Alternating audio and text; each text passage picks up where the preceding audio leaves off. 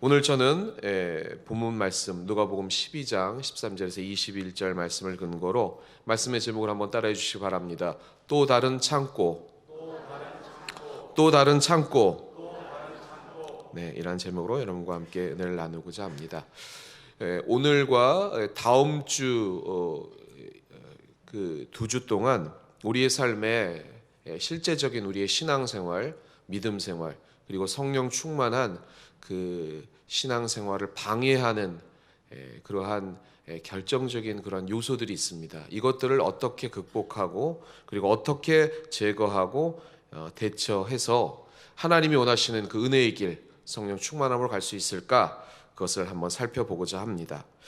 오늘 묵상을 하고요, 이 본문을 가지고 여러분과 은혜를 나눌 때 조금 어려운 부분일 수 있습니다. 왜냐하면 오늘 주제가 오늘 본문 말씀 함께 봉독했듯이 재물에 관한 부분입니다.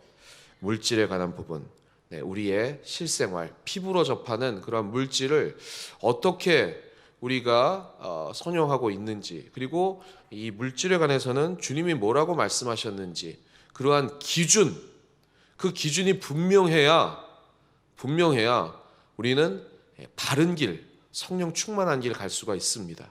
그렇지 않습니까? 왜냐하면 주님이 직접 말씀하셨지만 우리 하나님의 그 지위만큼 비교 대상으로 올라선 것이 바로 재물이기 때문입니다.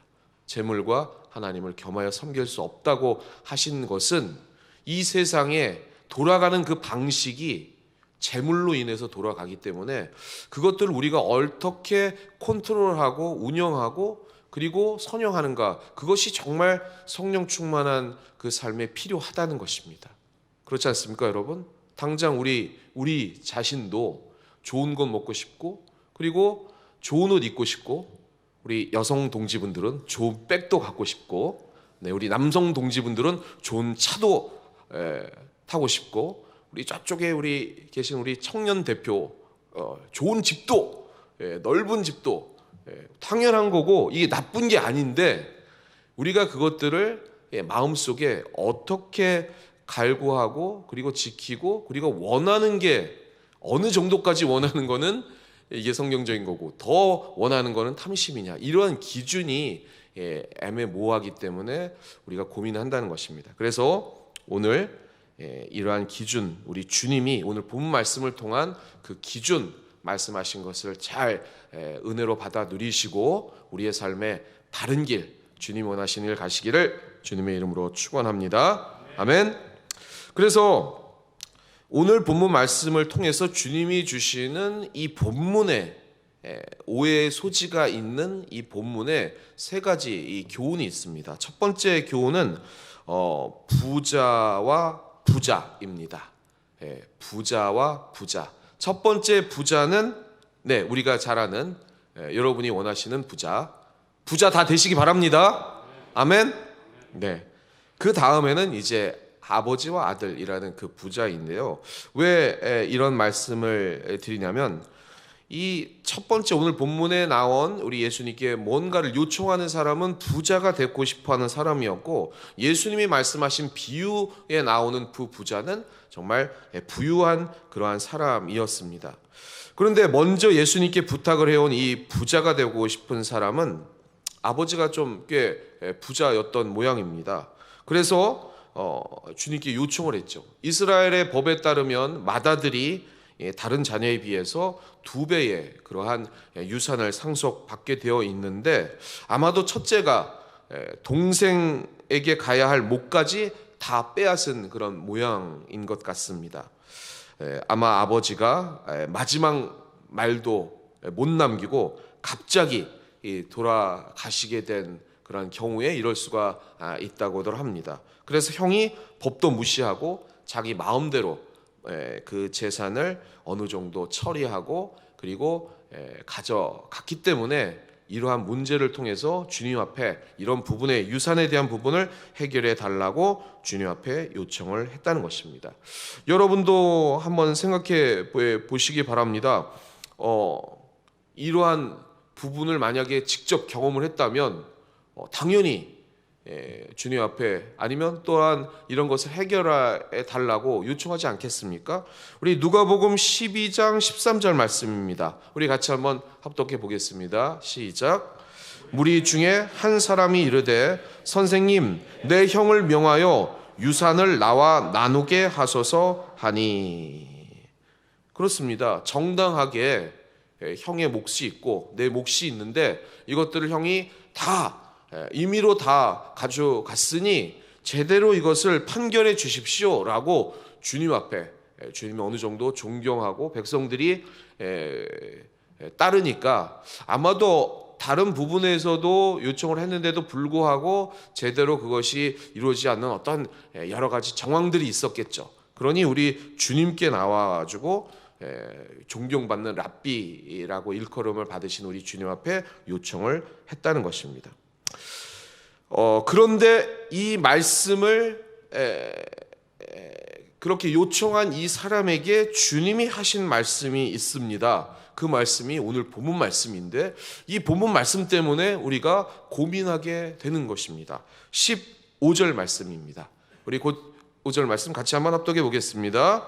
그들에게 이르시되 삼가 모든 탐심을 물리치라. 사람의 생명이 그 소유에 넉넉한 데 있지 아니하니라 하시고. 여러분 한번 생각해 보시기 바랍니다.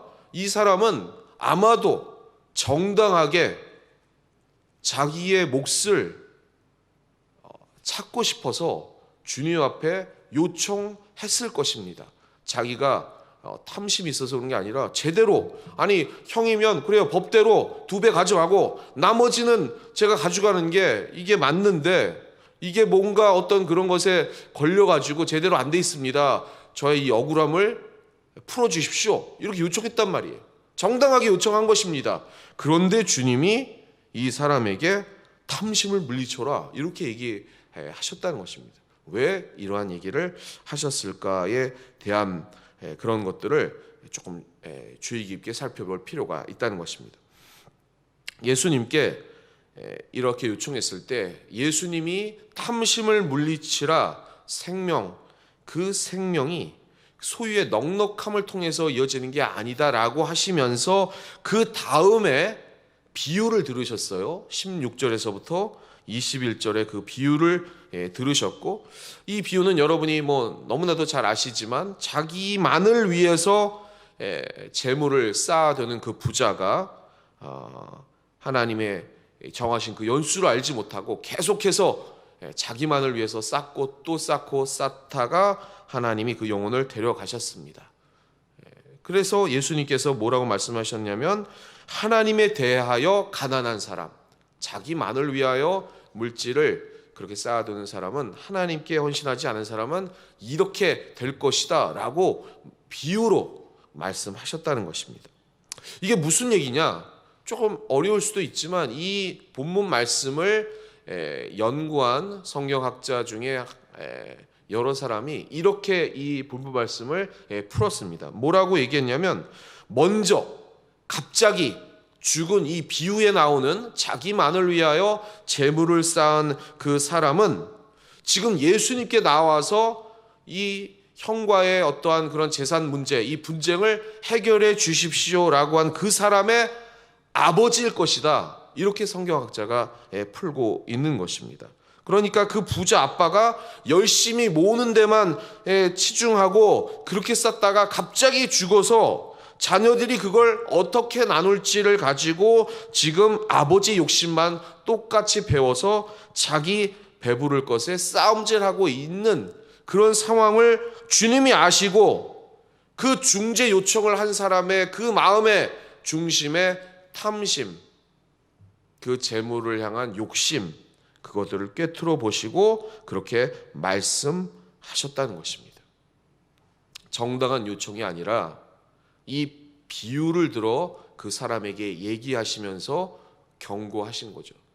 너의 마음속에 있는 정당한 권리를 찾는 것이 아니라 그 형과의 그 싸움을 통한 물질의 모든 것을 마음을 빼앗긴 너의 그 탐심을 제대로 보고 그것들을 헤아려라 경고하시는 주님의 말씀이라는 이다라는 것입니다. 우리도 그렇지 않습니까?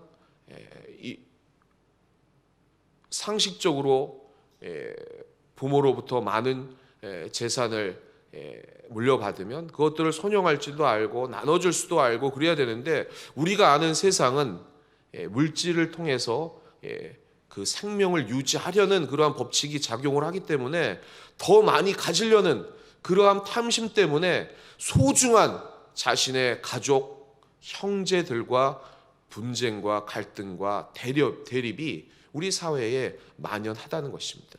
그것을 주님이 경고하신 것입니다. 두 번째, 이 본문 말씀에 우리 주님이 이 말씀을 들어 경고하시고 교훈을 주시는 건 뭐냐면, 한번 따라해 주시기 바랍니다. 제자로 부르시지 않은 이유. 네, 오늘 본문에서는요, 예수님께서 종종 언급하신 나를 따르라 이런 말씀을 하지 않으셨습니다. 부자 청년 비유도 아시죠? 네, 어떻게 하여야 영생을 얻을 수 있겠습니까? 라고 주님 앞에 나온 부자 청년도, 그 부자도 주님이 소유를 다 팔고 나를 따르라 이런 말씀을 하셨습니다. 그런데 오늘 본문 말씀에는 그런 말씀이 없었다는 것입니다. 그 이유는 이 사람에게는 다른 신앙, 다른 종교가 있었기 때문에 그런 말씀을 하셨다는 것입니다. 어떤 신앙과 종교입니까? 물질에 대한 종교. 제가 전에 말씀드렸다시피 하나님과 겸하여 섬기는 그 물질, 하나님 지위와 위치만큼 올라간 이 세상에 빠져 있었기 때문에 주님이 그렇게 말씀하지 않으셨다는 것입니다. 제가 한 1년 전에 이제 사업장 좀 초청을 해가지고 사업장 예배를 갔습니다. 처음 이렇게 갔는데, 처음 이렇게 대면을 하니까 그 사업장의 그 사장님이 저를 왜냐면 하고, 그다음에 말씀이 잘 안 들어가는 것 같더라고요. 그 말씀을 제대로 전했는데 그 말씀을 제대로 받지 못하는 그런 부분을 보고 참 안타깝게 생각을 했습니다.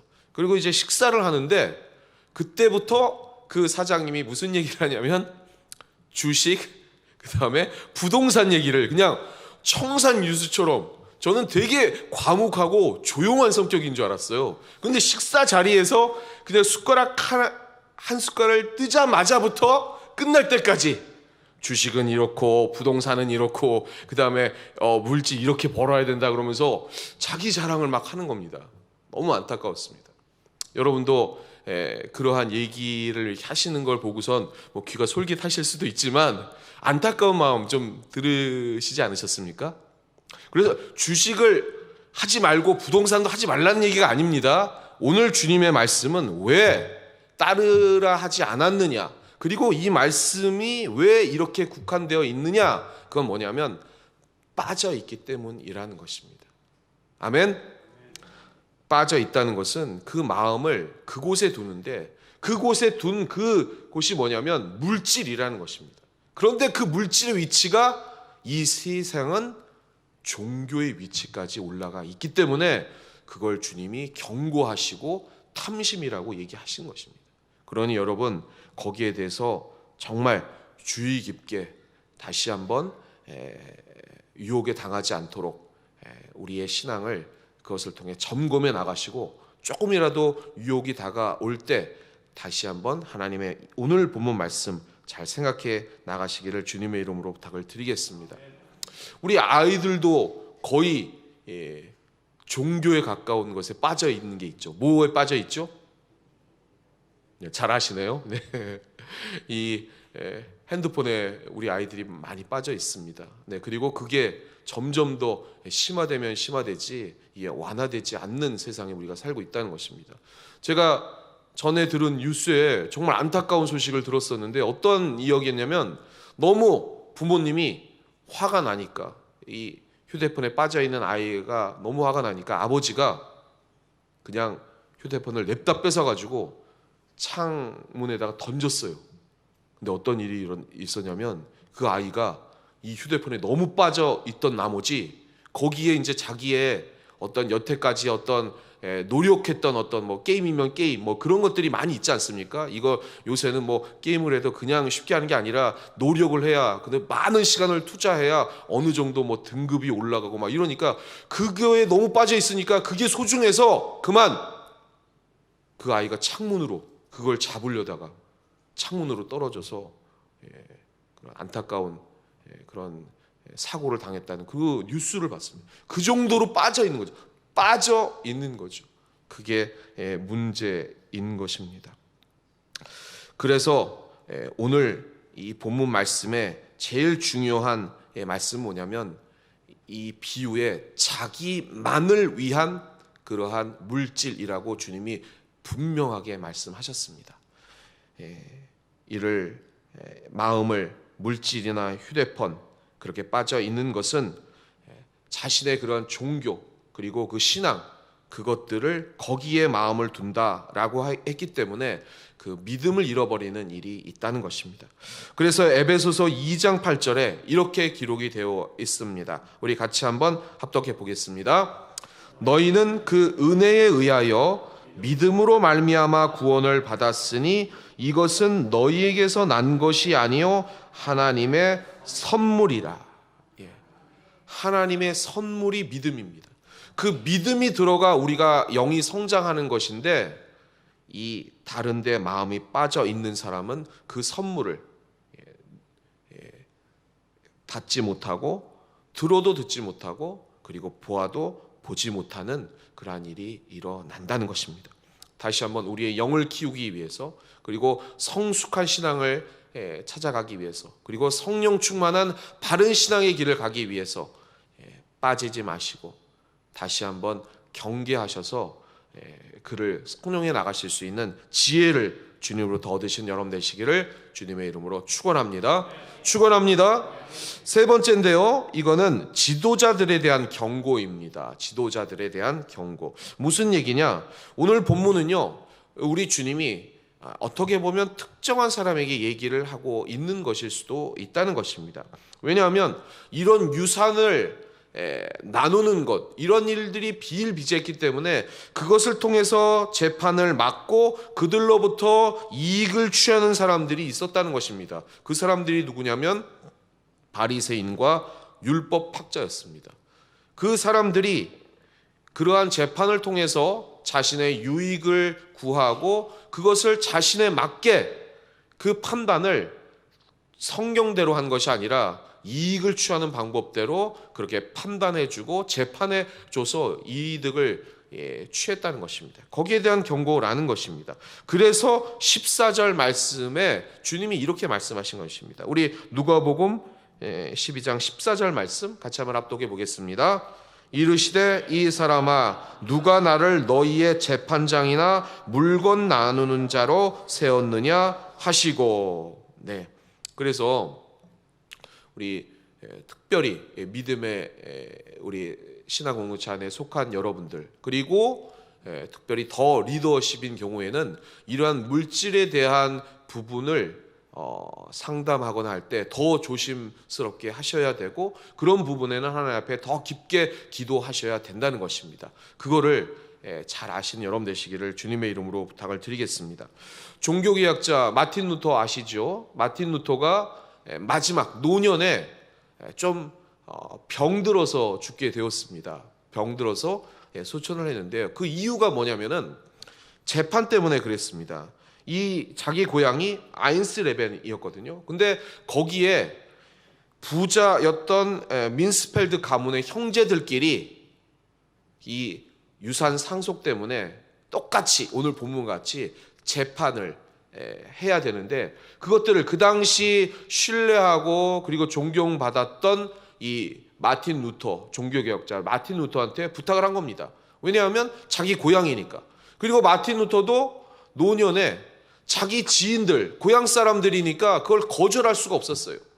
그런데 마틴 루터는 그 당시 수도사이기 때문에 수도사는 말이나 마차를 타고 다니면 안 됩니다. 그게 관례예요. 그러니까 그 먼 거리를 자기가 있는 그 지방에서 이 아인스레벨까지 걸어서 그 추운 겨울에 몸이 아픈데도 불구하고 걸어서 거기까지 고향까지 간 겁니다.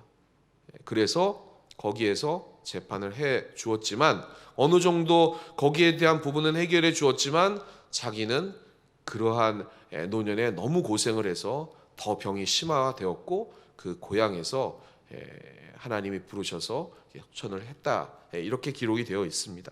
제가 무슨 말씀을 드리려고 하냐면요, 우리는 그러한 부분에 대한 하나님의 귀중한 경고를 잘 새겨 들으셔서 더욱더 신중하게 이러한 부분에 대해서는 하나님의 말씀, 그런 지혜, 그리고 또 하나님의 그러한 은혜, 그런 것들을 더욱더 깊이 새기셔서 이런 부분에는 조심스러워해야 된다는 것입니다. 그러한 경고를 아시고 특별히 우리 신앙 공동체에서는 그런 물질에 대해서 우리 성도들 간에 그러한 거래라든지 그런 것들은 당연히 또 힘들어지니까요. 이런 부분에 대해서 우리 주님이 경고하셨듯이 그런데 신중하시고 금전 거래 같은 것은 삼가해 하시는 게 주님의 말씀에 합당한 것인가, 그렇게 아시기를 주님의 이름으로 부탁을 드리겠습니다. 자, 그러면 우리 주님은 물질에 대해서 오늘 본문 말씀을 그렇게 하시면 특별한 경우와 또 특정한 그러한 상황, 그런 가운데 말씀하시는 것이지만 이 본문 말씀이 그러면 부자가 되는 것을 주님께서는 부정하는 것인가? 우리 주님이 말씀하신 그러면 성경적인 부자상은 어디에 있는가? 그거를 마지막으로 살펴보고 오늘 본문 말씀을 마치도록 하겠습니다. 성경적인 부자상 대표적인 게 요셉의 이야기입니다. 그런데 두 요셉이 있는데요. 첫 번째는 아리마대 요셉이 있습니다. 여러분이 아시는 것처럼 그는 국회의원이자 대단히 부유한 사람이었습니다. 그런데 이 아리마대 요셉은 자신의 죽음을 위해서 준비한 무덤을 우리 주님께 이렇게 내어 놓았습니다. 무덤이라는 건 그 당시에는요, 두 세계, 이 땅의 그런 현실과 그리고 하나님 나라를 이어주는 그러한 공간으로 그 당시 유대인들을 알았기 때문에 그 아브라함도 제일 먼저 이 땅을 샀을 때 자기 집을 지은 땅이 아니라 자기 아내를 위한 무덤을 만들 그 땅을 샀지 않습니까? 그만큼 이 무덤이라는 것은 유대인들에게는, 이 히브리인들에게는 아주 중요한 장소이고 소중히 여기는 그 가치인데, 그 자신의 그 무덤을 위한 그러한 그 세계를 위한 준비한 중요한 이 무덤을 우리 주님께 맡겼다는 것입니다. 그게 본문 말씀 마태복음 27장 57절에서 60절인데요. 우리 같이 한번 합독해 보겠습니다. 저물었을 때에 아리마대의 부자 요셉이라 하는 사람이 왔으니 그도 예수의 제자라. 빌라도에게 가서 예수의 시체를 달라 하니 이에 빌라도가 내주라 명령하거늘 요셉이 시체를 가져다가 깨끗한 세마포로 싸서 바위 속에 판 자기 새 무덤에 넣어두고 큰 돌을 굴려 무덤 문에 놓고 가니. 그 당시 십자가형은 아주 저주형이기 때문에 그 십자가형을 끝내놓고 그 시신은 그 십자가 그 근처에 있는 그 골짜기에 그냥 방치해서 내평계 치는 게 그 당시에 그 관습이었습니다. 그거를 안타깝게 여긴 이 부자 아리마대 요셉이 자신의 가장 소중히 여기는 그러한 자신의 영의 생기를 준비하는 그 무덤을 기꺼이 내어놓고 우리 주님 앞에 헌신했다는 것입니다. 그 얘기는 뭐냐? 내가 가진 가장 중요한 것보다도 우리 주님이 더 중요하다라는 신앙 고백이라는 것입니다. 아멘이십니까, 여러분? 아멘이십니까? 그거를 기억해 나가시는 여러분 되시기를 바랍니다. 두 번째 요셉은 여러분이 잘 아시는 국무총리 요셉이죠. 이 요셉도 창고를 지었습니다. 오늘 본문 말씀에 창고를 지은 것처럼. 그런데 이 요셉은 이 흉년에 대비해서 이 창고를 지었고 그리고 목적대로 이 창고를 지었습니다. 왜 그랬느냐? 요셉은 두 번 구덩이에 들어갔죠. 이 구덩이라는 이 단어는 이 감옥이라는 단어랑 비슷한 단어입니다. 그런데 그 감옥, 여러분이 잘 아시는 것처럼 이 시위대장 보디발의 그 감옥은 정치인들 아주 긴급하거나 아니면은 극악한 그러한 사람들을 위한 감옥이었기 때문에 그 감옥, 구덩이는 자기 혼자 스스로 나오지 못하는 곳이 구덩이 아니겠습니까? 이 감옥도 자기가 스스로 나올 수 없는 곳입니다. 이게 왕이 허락해줘야 나오는 곳인데, 요셉이 거기 들어갔다는 것은 왕이 그 요셉을 알지 못하기 때문에 그냥 너는 거기서 죽어라 라는 뜻이죠. 혼자서는 나올 수 없는 그 구덩이에 들어간 그 요셉이 거기서 스스로 깨달았던 거죠. 나의 인생, 내 것, 이것은 내 것이 아니구나. 하나님이 건져 주셔야 그 생명이 있구나는 것을 철저하게 요셉이 깨달았기 때문에 이 요셉은 그 창고를, 하나님의 방법대로 주신 그 부유를 정확하게 채우고 그리고 그것들을 선용할 수 있었다는 것입니다.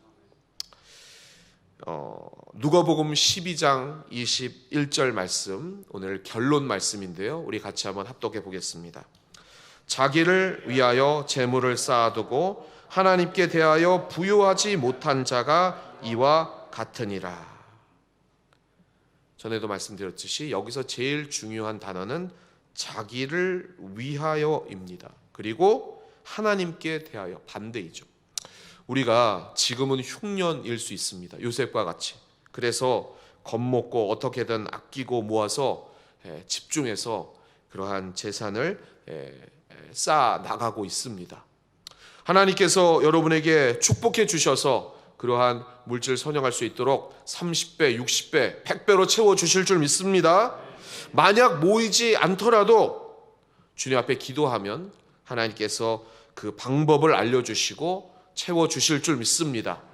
그리고 만약에 어디서 구멍이 나서 그러한 재물을 쌓아둘 수 없다면 하나님께서 반드시 그 구멍을 메꿀 수 있는 그러한 방법과 그러한 뜻도 알려주실 줄 믿습니다.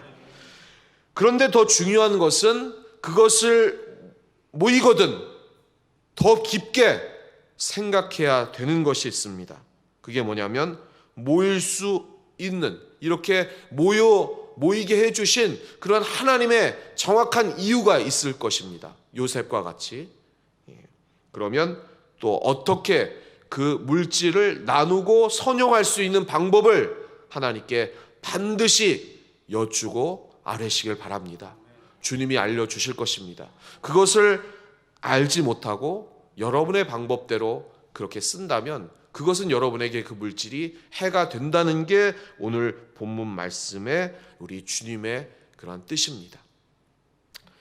내 가족, 내 힘, 내 능력이 아니라 하나님이 부여해 주신 힘으로 살아가는 여러분들은 여러분을 위해서 재물을 쌓으면 그 재물은 독이 되는 것이고, 하나님을 위해서 그 물질을 선용하면 하나님께서 더 베풀 수 있도록 쌓아 주신다는 것입니다. 그런데 그것에 결정적인 기준이 있습니다. 오늘 본문 말씀에 결론의 기준, 그것이 뭐냐? 한번 따라해 주시기 바랍니다. 종말. 우리는 왜 물질에 흔들리느냐? 우리가 쌓아놓는 이 창고가 나를 위해서 제대로 작동하리라는 그러한 믿음이 있기 때문에 그 창고에 모으고 또 모으고, 이 오늘 비유에 있는 사람처럼 계속해서 그것을 쌓아 나갑니다.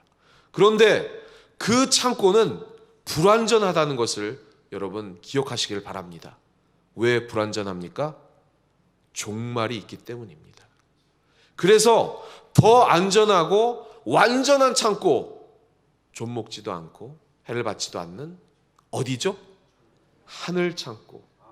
또 다른 그 창고를 위해서 쌓아 나가야 되는 것이 우리 그리스도인들의 다른 길이라는 것입니다. 그래서 여러분, 팁을 드리자면 오늘도 내일도 여러분은 물질을 최대한 많이 모으시길 바랍니다. 아멘. 이 요한 웨슬리에게 말한 것처럼 최대한 모으고, 그러면 어떻게 돼요? 최대한 저축해서 최대한 베풀고 나눠주는 게 우리 인생이기 때문에 그것을 쌓아두되 그때마다 주님 앞에 물어보셔야 되는 것입니다. 하나님, 이것을 쌓게 해주신 이유가 무엇입니까? 그리고 이 물질을 어떻게 써야 합니까? 항상 주님 앞에 묻고, 그것을 묻고 그 물질을 쌓아두는 것이 하늘에 쌓아두는 것입니다. 그렇게 선용하는 여러분 되시기를 주님의 이름으로 축원합니다. 사랑하는 성도 여러분, 오늘 본문에 자기를 위해서 싸우면 이 부자에게 나오는 것처럼 반드시 자기도 해를 입고 자손들도 해를 받는다는 것입니다. 그걸 우리 주님이 경고하셨습니다.